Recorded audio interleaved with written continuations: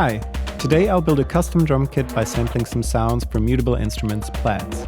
Without exception, all of what you're hearing right now is sampled from Plaits. I'll go through the sampling process and then through how I built this beat, so let's get to it.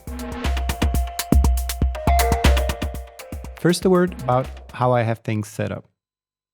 I have an audio clip set up on the Deluge where the modular signal comes in. And I have a kit track with just a gate that triggers the Plaits, the purple cable that is. Plaits output is going into a VCA for volume control, and then the signal is going through the case's output to the Deluge's line.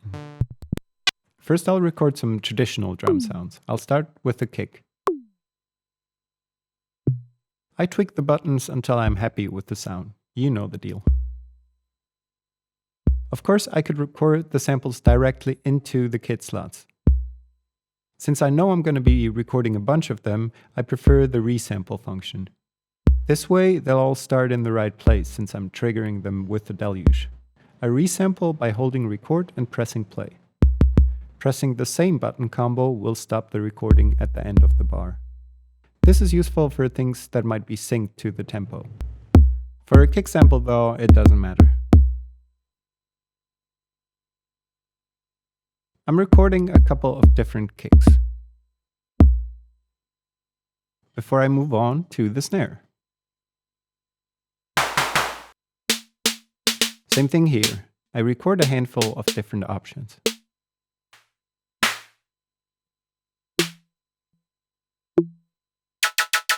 Then it's cymbals.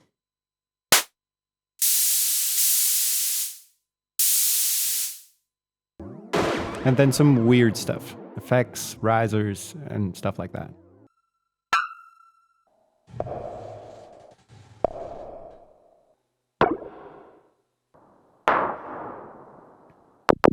There's not a whole lot of concept behind this. I'm just turning knobs until what I hear seems interesting to me. For these sounds, I'm using a sustain note on the Deluge. It provides an all-sustain envelope going to the VCA. This ensures that the samples are going to be exactly 1 bar long. And this is the last one. I got rid of the skiff now so I don't have to reach across it all the time. I'm going to load the sample into a kit now. They're now all conveniently located right next to each other in the resample folder. I navigate to the first one, and from there on it's just turning the select knob 1 notch for each kit row. Make sure not to turn the select knob accidentally while not in the browser menu. It'll select the new kit and delete the one you're currently putting together.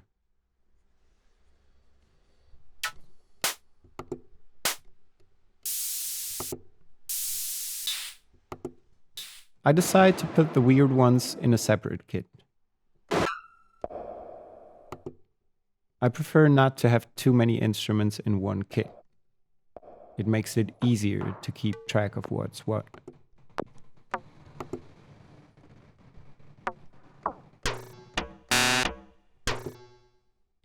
Almost done.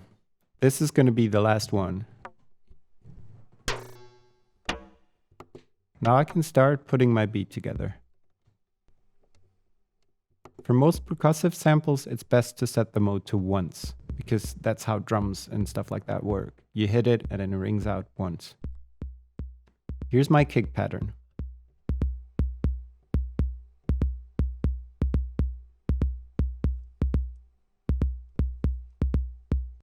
I'm adding some of my alternate kicks.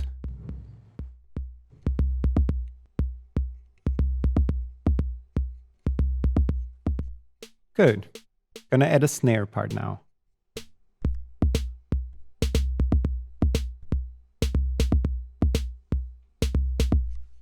I'm adding another snare, although this sounds more like a clap to me.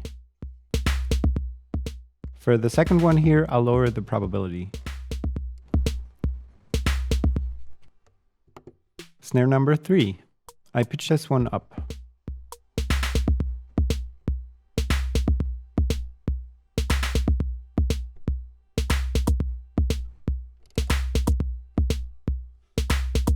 Next up is this noise sound. I pitch it up too, which also makes it really short.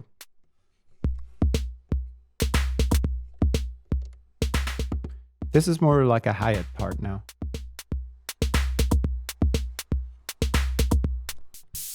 The next sound is this noisy cymbal. I'll make it short as well, using the envelope this time. All 16th notes for this one.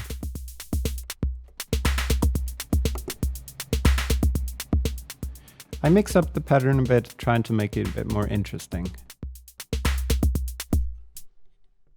I randomized the decay slightly, which I think is always cool. Next is this reverby sound. I added for effect more than anything else. And then there's this sound. I also give this a probability below 100. As you can tell, it doesn't always play. These four guys I'm going to pitch up increasingly in order of their occurrence.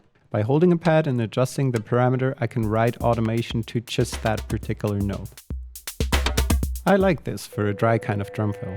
I moved on to a second kit with the more sustained samples. Not sure how this fits in, I'll mute it for now. But this one's cool.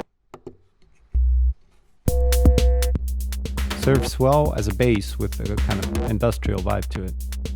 A bit too repetitive though. I'll try to put something together with the more sustained kick samples.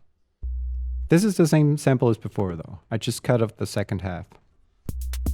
Because of the way I set their probabilities, the blue and green sample now take turns.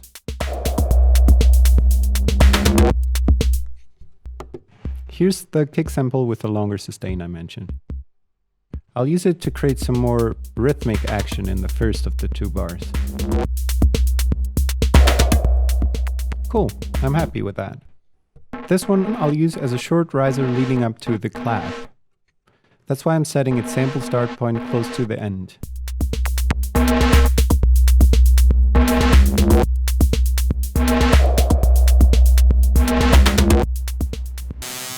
I'm gonna make a short one out of this too.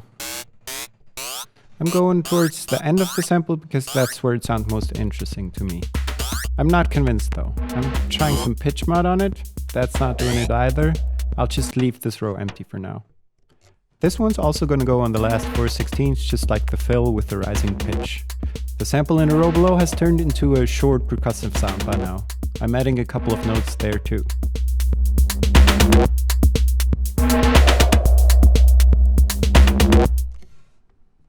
I thought this pitched sound lends itself well for a melody, so I loaded it into a synth clip. I'm setting the mode to once, so it always rings out. I'm putting together a little melody.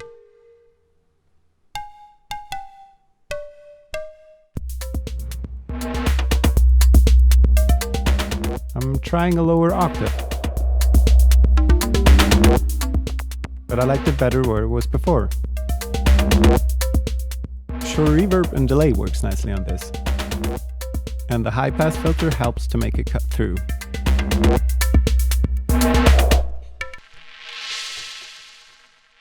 This last one I'll use just for texture. I loaded it in twice and set one of them to reverse. Their probabilities are set to 1 of 2 and 2 of 2. So now they're kind of ping-ponging back and forth. So that's almost it for today. I'll be giving all of this a spin in the jam in just a second. Before I do that, I want to say that I think putting together an array of sounds this way can lead you to unexpected places, and I think it can be a great tool for when you feel otherwise uninspired. In case you're interested, I'll put a download link for the samples in the description. I hope you found this interesting, useful, or entertaining, and in any case, I would like to thank you a lot for watching.